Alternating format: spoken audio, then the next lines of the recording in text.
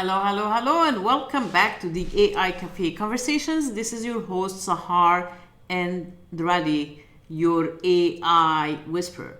We are getting so close to Christmas. Christmas night is in a week from now. So I'm glad I'm here to share this journey with you.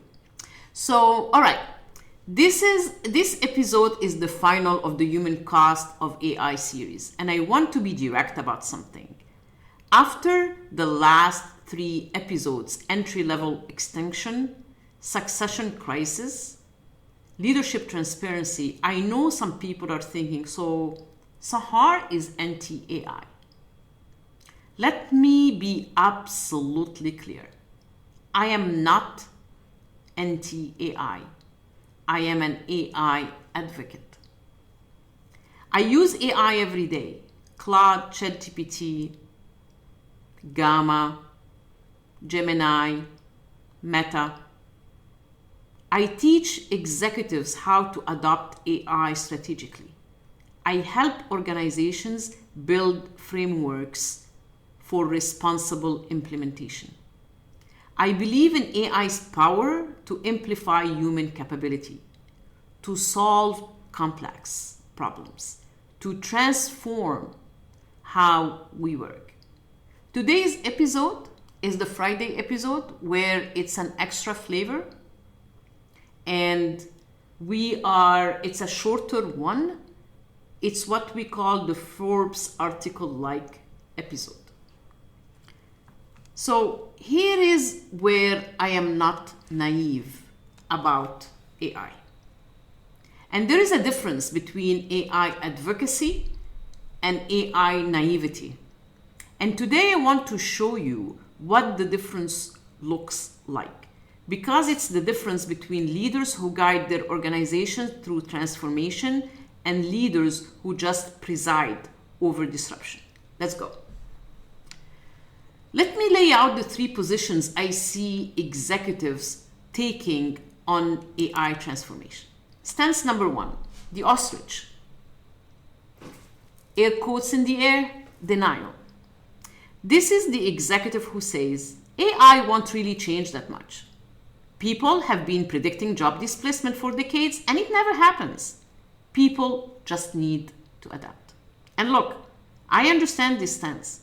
It comes from pattern recognition. We have seen automation waves before. ATMs did not eliminate bank tellers.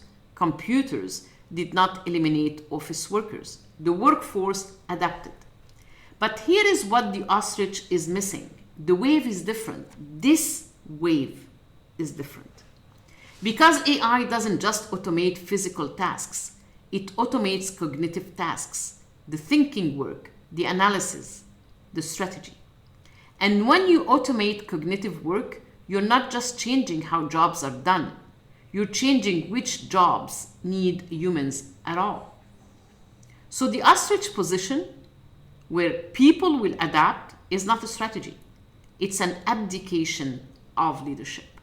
Because yes, some people will adapt, the ones with resources, the ones with networks, the ones who can afford to go back to school or take a pay cut while they reskill. But what about everyone else? The mid-career workers with mortgages, the single parents with no financial buffer, the people who have spent 15 years building expertise in a field that is now totally can be automated. Just adapt is not leadership. It's a shrug. Let's move to stance 2, the dictator or control. This is the executive who says, ban all unapproved AI tools, implement strict policies. Anyone who violates gets disciplined. And again, I understand this stance. It comes from risk management. Executives see shadow AI and think loss of control. They see data privacy concerns, compliance violations, security risk. So they try to lock it down. Approved tools only. Strict governance. Heavy enforcement. And here's what the dictator is missing. Control doesn't create adoption, it creates resistance. When you tell knowledge workers you can't use the tools that make you more productive, they don't stop being productive. They just hide the tools. That's how shadow AI happens, not from malice, from necessity. And the dictator position doesn't eliminate shadow AI. That can also happen from fear. It just drives it deeper underground, where it's even riskier, where there is zero governance, where employees are using free consumer tools with no security because the approved tools don't solve the problems. So control isn't strategy either. It's security theater. Moving to stance number 3, the open eye advocate, integrity. This is the executive who says AI will change everything. Some roles will expand, some will shift, some will be eliminated. That's the reality. And here is what we're doing about it. This stance doesn't deny the disruption. It doesn't try to control it. It leads through it. And here is what makes this stance different. It's built on 4 principles. 1, celebrate capability. Acknowledge what AI can do. 2, name the cost. Don't pretend transformation is free. 3, own the responsibility. This is leadership's job to navigate. 4, show the pathway, not vague optimism, concrete plans. That's the open eyes advocate. And it's the only stance that maintains trust through transformation. Because your team doesn't need you to pretend AI is all upside. They need you to acknowledge the downside and commit to navigating it together. All right, so let me break down the honest advocacy model. This is how you position yourself as pro-AI and pro-human at the same time. I always like to call it human-centered AI and human-centered leadership. Component number 1, celebrate capability, what AI can do. You start by acknowledging AI's potential, not in vague terms, in specific measurable ways. Like, for example, AI can analyze 10,000 customer feedback responses in minutes instead of weeks. It can draft reports that would take a junior analyst 3 days. It can identify patterns in data that humans would miss. This isn't cheerleading. This is acknowledging reality. AI is powerful. It's transformative. And leaders who pretend it's not are going to get left behind. And this is critical, you don't stop there. Okay, so let me move you to component 2, to name the cost, what AI will change. This is where most AI advocates fail. They celebrate the capabilities and then skip to, and everyone will be fine. No, everyone will not be fine. You need to name the cost. Here is what that capability means. Entry-level analyst roles that used to take 3 days to produce a report, and you start with that. Those roles are at risk. Because if AI can do it in minutes, why should we pay someone $60,000 to do it in 3 days? Now, some executive push back here, but if I say that, people will panic. And my response is this: they are already aware of it. You naming it doesn't create the fear. It acknowledges the fear they already have. And when you acknowledge it, you can address it. You cannot pretend that it doesn't exist. It festers. You cannot treat something that is in the dark. You have to bring it to the light to be able to discuss it. Moving to component 3, own the responsibility and what you will do. This is the leadership moment. This is where you separate executives who lead from executives who manage. For example, saying, this transformation is happening and it's my responsibility, our leadership team's responsibility to ensure that we navigate it in a way that honors the people who built this company while positioning us for the future. Not HR will handle it, not people should figure it out, but I own this. And then you get specific, like we are investing X amount of dollars in reskilling programs, Or we are creating AI augmenting roles that combine human judgment with AI capability.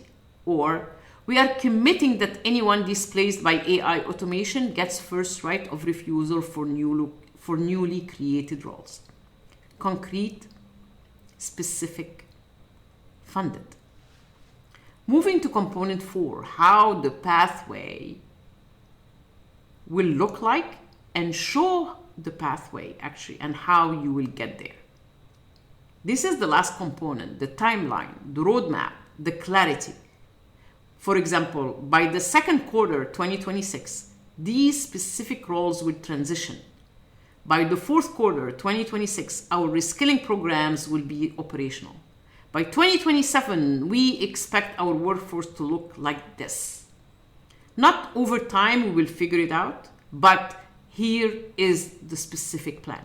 And yes, you might have to revise the plan, that's fine. You will communicate updates as you go. But your team needs to see this is not chaos. This is managed transformation, change management as its best.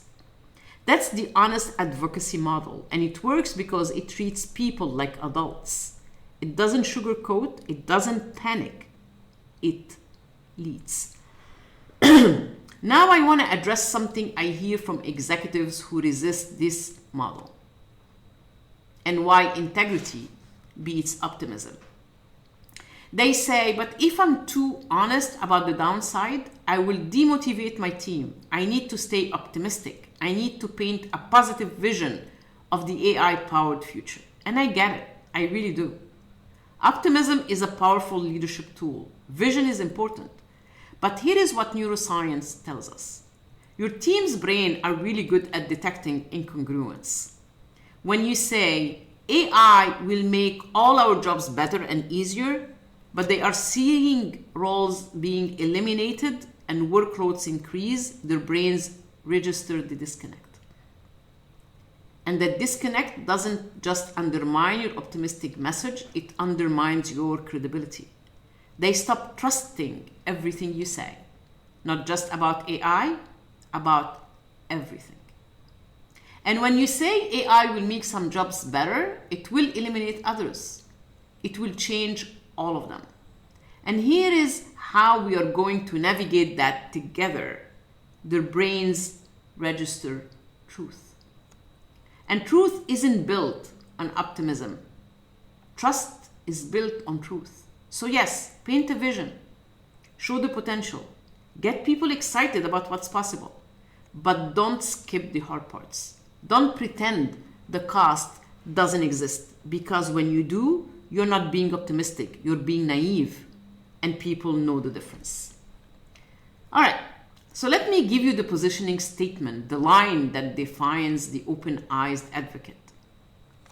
For example, I am an AI advocate. I believe in its power to transform business and amplify human capability. But I walk into this transformation with open eyes. Not because I fear AI, but because I refuse to pretend the transformation is painless.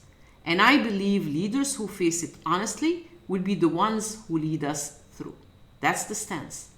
Pro-AI, pro-transformation, pro-innovation, but also pro-transparency, pro-accountability, pro-human. Those are not contradictory positions.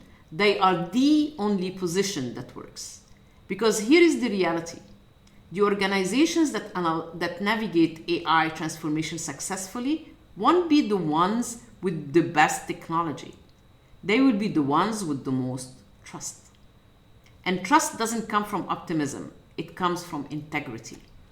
So the question isn't, are you pro-AI or pro-human?